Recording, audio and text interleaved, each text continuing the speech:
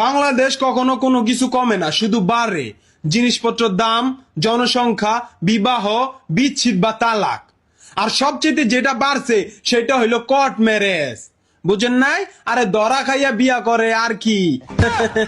মালে আসেন, সচরাচর আগে কেউ নতুন বিয়া করলে এলাকার ভাই বেরাদার, বন্ধু বান্ধবরা জিগাইতো, কিরে বন্ধু, লাভ ম্যারেজ নাকি অ্যারেঞ্জ ম্যারেজ নাকি কোর্ট ম্যারেজ? আর এখনকার জিগায়, কিরে কোর্ট ম্যারেজ না কোর্ট ম্যারেজ? ছোটবেলায় মানুষ কত কিছু ভাবতো।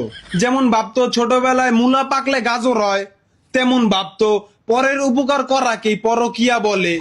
আর এই উপকার করতে গিয়াই বেশিরভাগ পোলা পাইনি কোর্ট ম্যারেজের শিকার হয়।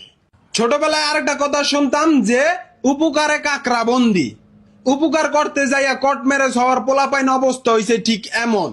যাই হোক, কথায় কথায় আকদায় পাদাহে এইরকম উপকার আর কোর্ট ম্যারেজ এর হাত থেকে আল্লাহ সকলকে হেফাজত করুক।